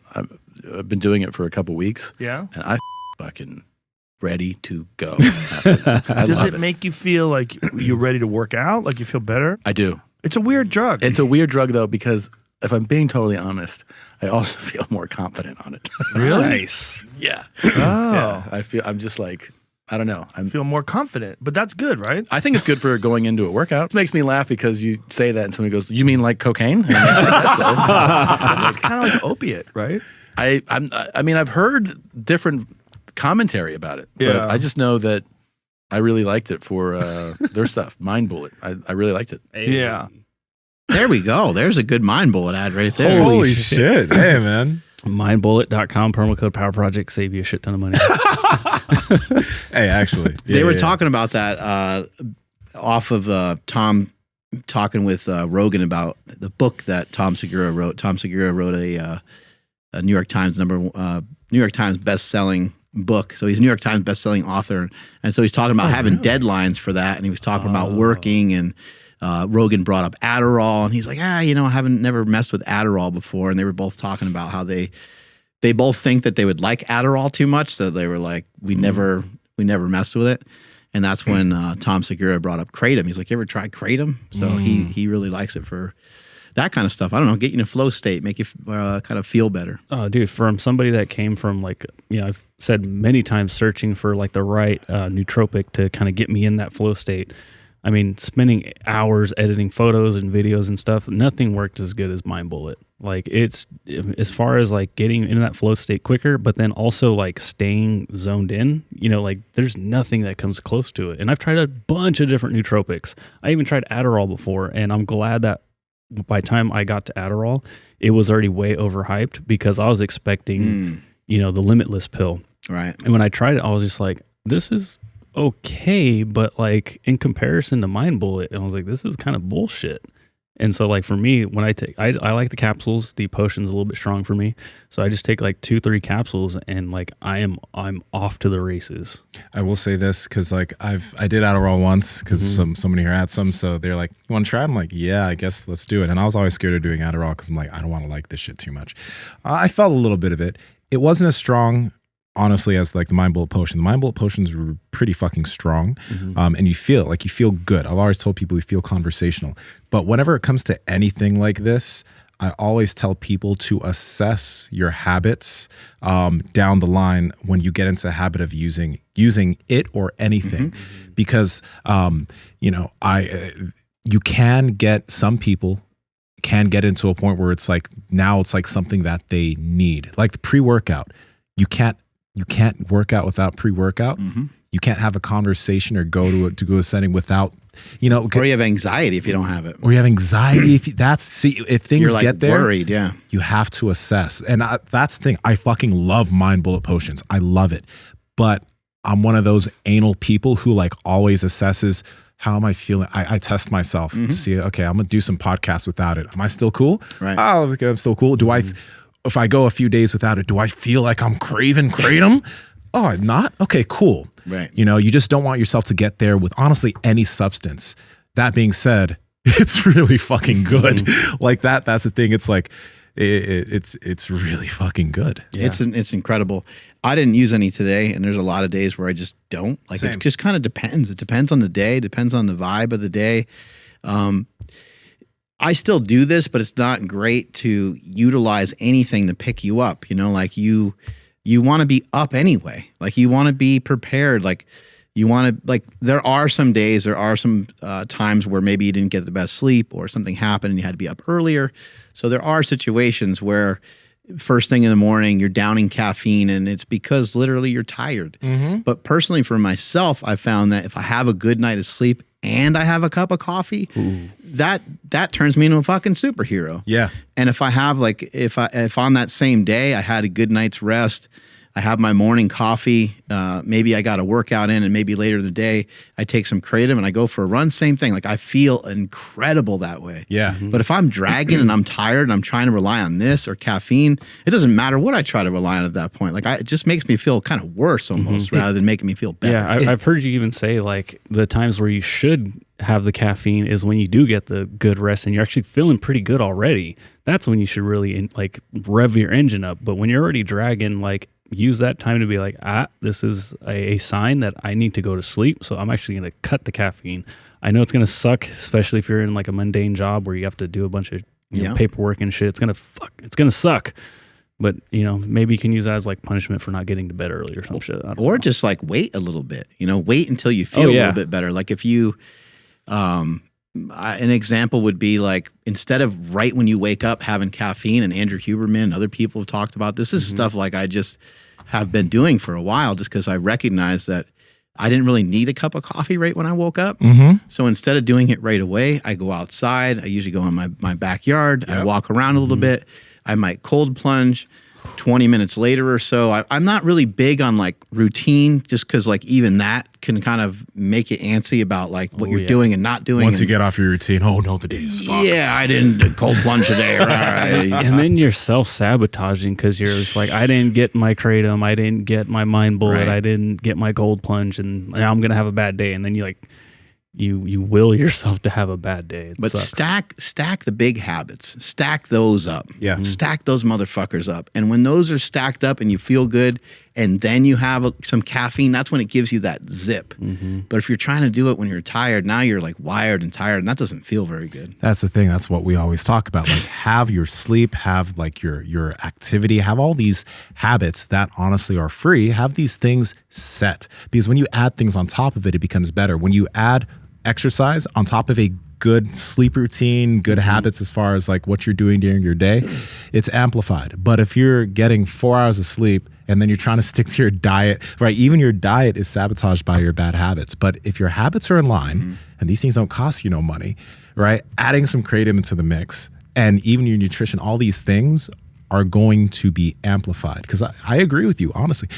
On nights that I've had bad sleep, if I come in and we're podcasting and I take some kratom, or even if I drink coffee, the wired and tired feeling fucking sucks, because you're lagging, man. You're really trying to lagging. You're trying to pull from something and there's nothing there. You're like, I got nothing. There's nothing in there. Yeah. Tank's fucking empty. Another thing I'll say about Mind Bullet is that I remembered. Go ahead. No, you go ahead. I was going to say another thing about Write it Mind down. Bullet that I really like is the consistency of it. Like it has a similar result on me. It lands on me very similarly every time. It may not hit me as hard due to like food or other, hydration or whatever. But it has a lot of consistencies to it. Whereas like, running on mushrooms is is a hell of a time. It's a lot of fun, but it's not nearly as consistent. There's like kind of something else going on there.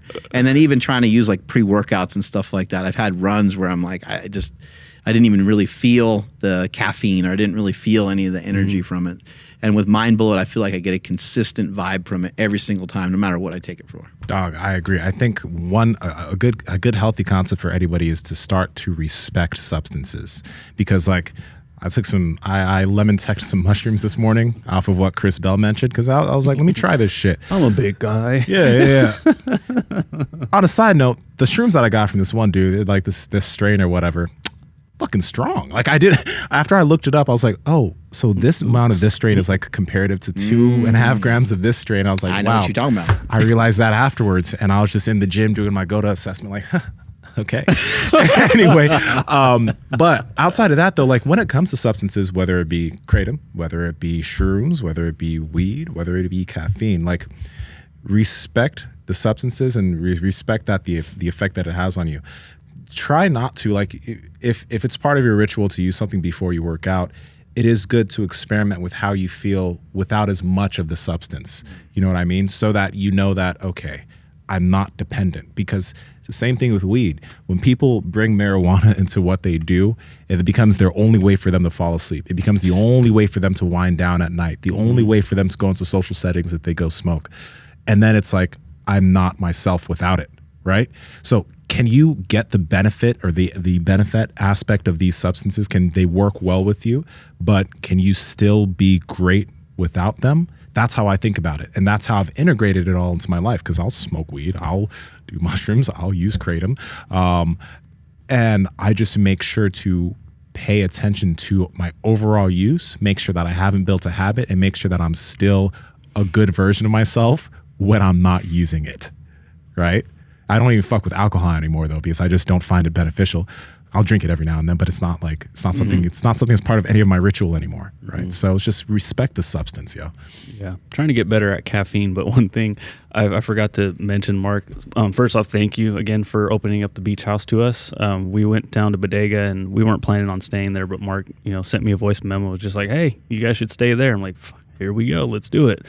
Your Jura coffee machine, I was so excited to play with again. Is that like the $10,000 coffee machine? Yeah. Oh yeah. It is a. I think that one in particular is probably more like 5,000. Yeah. I looked it up. It was 5,000. Okay. But I want to know what kind of sick operation you got going there, because I'm so excited. Like, I finally got access to the coffee machine. Get an Amex and you can build up points and get one for free. There you go. Oh shit. Okay. There was no coffee beans in the whole house. Oh no. I was so sad.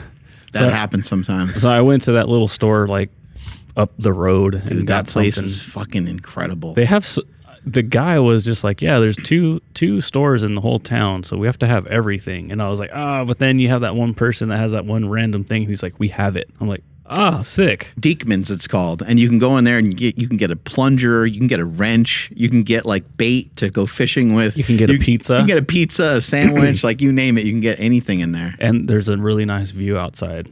It's a very cool spot. Yeah, it's fucking beautiful. You talking about the Bodega house or the store? Yeah, the store in Bodega. Well, the store next to the Bodega house has a really nice view. At least it did that morning. Mm-hmm. I now remembered what I was going to mention. Oh. Earlier it was about the sauna. And how we were doing all these things outside. You were talking to a lady in the sauna. Oh, that's what you were saying. Well, actually, I was, and that's a topic for another. Did you tell her that you pooped in it? No, I didn't poop in it this time. Yeah, I haven't. But was it that same sauna? No, actually, the sauna that I pooped in. You shit your pants. There's so many new listeners; they think we're joking. No, okay. Well, let's retell the story. Years ago, at a sauna at a California Family Fitness, I went into the sauna, and when I was 20 minutes in, I thought that all I needed to do was fart. And it wasn't all I needed to do. I thought this was like at a jiu-jitsu place or something. Yeah, no. The sauna that I shat myself in. It was at a family-friendly location. California Family Fitness. It was a dual gender sauna, so men and women were all in there. It was nice and packed, and I was at the top level where all the heat was. But I just went to let out a little tiny poot, because there's nothing wrong with farting. But lo and behold, surprise, it was shit. So a little bit came out, and I was like, I just caught myself, and I was like, well, I do have 20 more minutes in this sauna. I'm not going to get back out of this to wipe my ass. So I just sat there. Very inconsiderate of me. It was a very asshole move. But slowly but surely, I just noticed people start to squirm. And they started looking around. There's this guy at the left corner. I remember him. He looked up, and I had my head down. I looked at him. It can't be that giant bodybuilder. I looked at him, and I was just like, you smell that? Like I kind of was like, start pointing at someone else, and then he was just like, and he was just like, he almost barfed. Yeah, and just so that no one would assume it was me, but yeah, that shit's disgusting. In a sauna with all the heat rising and the way the smell dissipates, it gets rancid. You thought it was going to be okay to do that amongst other people. I didn't think it was going to be as bad as it was. I honestly thought that it would just be like a fart where it would happen and then it would dissipate. But since so I agree with you that the temperature can help, but even on this podcast, when the air conditioning's going, it doesn't help. I think he was totally dropping ass when we had the Goda guys on the other day. I'm like, it's getting a little foggy in here. Like, it's almost like when we had the fires out here like 2 years ago, when you could see all the smoke in the gym. Yeah, I was fucking putting ass on. I was like, back I know here. he We doesn't gotta- really love Goda sometimes, but man, it's like just shit on this podcast. Yeah, I was like, damn, bro. So much. Hey man, I don't fart that much. Yeah, you do. No, I do. A little bit, but it's not as bad as you. I think remember it is. texting you guys. I'm like, for some reason, like when I fast, I fart all the time. And Nsima's like, I don't know, man. I just fart all the time anyway. Doesn't matter what's going on. Oh man, just insane. don't fucking Insanity. fart in the sauna. It's not good. But when I was in the sauna the other day, there's one thing that I've been doing. One thing I do often now, actually, when I'm in the sauna, is I do a lot of self-myofascial release. With this injury, the impact injury that happened recently with my AC joint and clavicle, Oscar was like. Oscar, our boy from Oscar, he's Oscar _ active bodywork or whatever. Look him up. He's a great PT. But he's like, do some myofascial release in there. So I really spend time, and I was doing this before, but I spent time like massaging different parts of my body when I'm in the sauna. And since your body heats up, you're really able to get into a lot of areas really, really well. I took in the I don't know. I think it's called an Accutane or what's it called? Oh yeah, like Theracane type thing. Yeah. I take a Theracane in there. I know I look kind of weird, but I'll take a Theracane in there and I'll work on my traps while Those I'm in the things sauna. are amazing. They are. But when you're in there and your body's warm, you're able to really get into some spots and do your own release. And then I'll also like do the hand-foot glove in there. So I'll literally glove each foot for like 10 minutes and like really squeeze my toes around my fingers. And if you have some spare time, like when you're chilling, when you're in front of TV, if you can spend some time doing these things, you know, the results that you're going to have in terms of like your foot development, your toe splay you're trying to develop, the stronger feet that we talk about will happen faster, you know, if you turn it into a habit, because now it's a habit. Working on your hand extensors as you're watching TV. Yeah, that's where shit gets a little bit crazy for most people. But I think that most people can sit down when they're relaxing in a hand-foot glove. Yeah. That's a very simple thing. Or if you have one of those canes sitting on the couch or you're sitting down watching something, fucking scrape the fuck out of your trap. I do a ton of myofascial release at my house. You know, I have a baseball and a softball, and I'll put it on the wall, and I'll get the front of my shoulders. Sometimes I'll get the trap with a lacrosse ball, things like that. I'm doing that shit like, I don't know, just regularly. It feels good. Like as we pointed out in the beginning of the podcast, it ends up becoming something that ends up being contagious. It ends up being something that you want to do because it literally is helping make you feel better all the time. Yeah, and if you don't want to, bother with all of that, just sit on the floor. You know, that's another thing you can do while, like, you can level up while watching TV. See if you can go to Juliette Storet's Instagram. She did a video the other day where she just talked about them sitting on the floor watching TV. This is a simple practice. I think most people have some room in their home where they can sit in front of their couch Let me know if you see and it. they can get to the floor. Yeah, that might this be one, it. Oh, yeah, there you go. Yeah, see if you can play the... I think there's some audio to it. I thought there was audio to it. Maybe not. Or maybe she did a voiceover, maybe. Probably. Or actually practice it. It's kind of loud. The way we practice it in our house is when we watch TV, we sit on the floor. Oh, and she's using in the this Stranger case, Things watching theme. the Stranger Things season finale. We also do some mobilizing. Human beings should be able to get up and down off the floor and sit comfortably on the floor. But this is a skill that many of us have lost because we spend all our time sitting in chairs or on couches and we don't ever actually practice it. So the way we practice it in our house is when we watch TV, we sit on the floor. In this case, watching the Stranger Things season finale. We also do some mobilizing. Dope. It's funny because our dogs will, like when we're sometimes sitting on the floor, the dogs will go and they'll take the couch. Right? Yeah. It's just kind of funny, but yeah. The dogs are like, these guys aren't smart enough for the couch. That is interesting though, because we do talk about like, primal instinct and like we follow animals, but I guess because they are like what's it called? Dude, give Pack those animals? No. What's the term when like they're like in the house all the time now? They're domesticated. Our dogs will always search out the softest anything to go sleep on. Like they're never like, Liver King, I'm gonna go sleep on the hardest. Like no, they're just like, fuck you. Like where's not just the bed, but bed and the pillow and like the blankets. You know what I mean? Like the most they can get. Give those tribes people some fucking shoes, and they're gonna be wearing them. You know what I mean? Give them some air conditioning. They're gonna fucking love it. Give them some comfort. Give them a fucking refrigerator full of food and a couch. I see what you mean. They're going to be sprawling on that fucking thing. It's, you know how long it's going to take to decode them from some of what they're used to? Yeah. A week. Yeah. A fucking week. And they're going to look in the fridge and go, there ain't shit in there. You know what I mean? Like, come to my house. Oh my God. Come to my fucking house and hang with me for a little bit. I'll fatten you right up. Yo, You'll have fuck inside up all ankle your good bone habits. and everything. Yo, that's a good fucking point though, because it's like at this point, we're doing all these things to work off being super comfortable.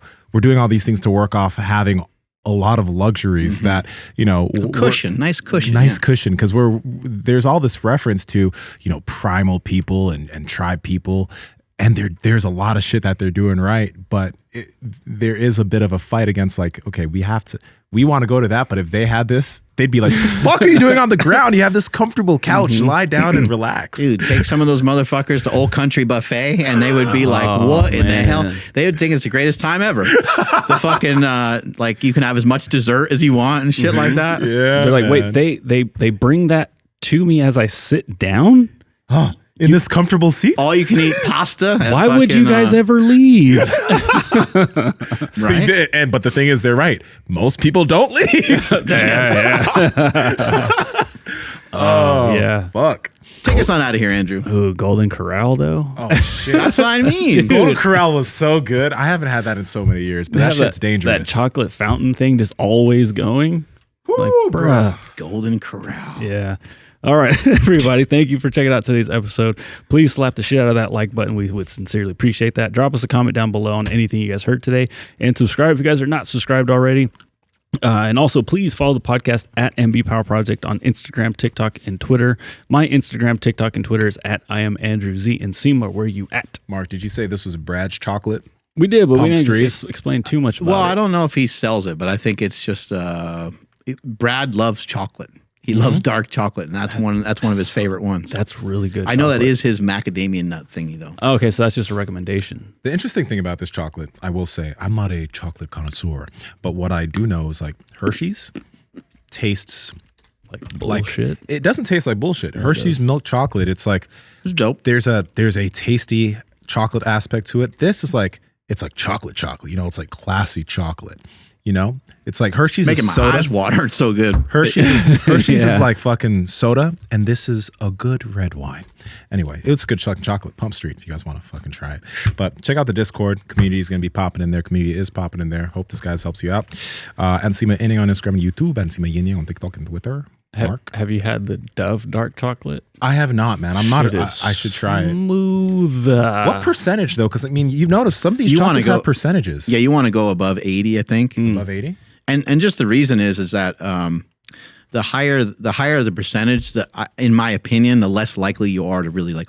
You can overeat anything. You can overeat anything. I got to say that very clearly. But the more like the more like tart it is, or whatever the word is you want to describe chocolate, the less likely. I mean, if you buy like really high level dark chocolate, one thing, it's expensive, so you're not going to want to just down it out of nowhere. Yeah. But you can overdo anything, but you can sensibly eat a couple squares of it and be like, I'm chill, I'm good. That's true. With that, like It's not a peanut butter cup. Yeah. I'll eat. I eat it. I taste it. It's good, but it's not like I can eat three, three whole things. Yeah. With Hershey's though, I could eat Bro. that whole fucking thing right there. you just pop that shit in your mouth and go. Cadbury crazy. dark chocolate. Never had it. You're too classic for me. I bro. might. No, that one's not too classy. You can get that like anywhere, but like that one, Dude, that go one's to the shit. Go to the co-op. It's like I don't even know where it's at. it's I a gotta fucking go. party. There's a co-op in Sacramento. Oh yeah, it's downtown Sac. There's one. I don't know where. Don't know where another that one is though. either. Mhm. Okay. Sacramento Co-op or Davis Co-op. You go in there and there's so much fucking chocolate. It's amazing. You guys going to the state fair When is that? now? It's happening. I think tomorrow it starts. This is when everyone passes out because it's so hot. Yeah. Oh Right? yeah. Yep. That's the time of the year. Yeah. Funnel cake tradition. Mm-hmm. I always get a funnel cake when I go to the state fair. Funnel So I cake. mean, I was thinking about food. That shit is dense. Anyway. I'm at Mark Smelly Bell. Strength is never weakness. Weakness never strength. Catch you guys later. Bye, bitch.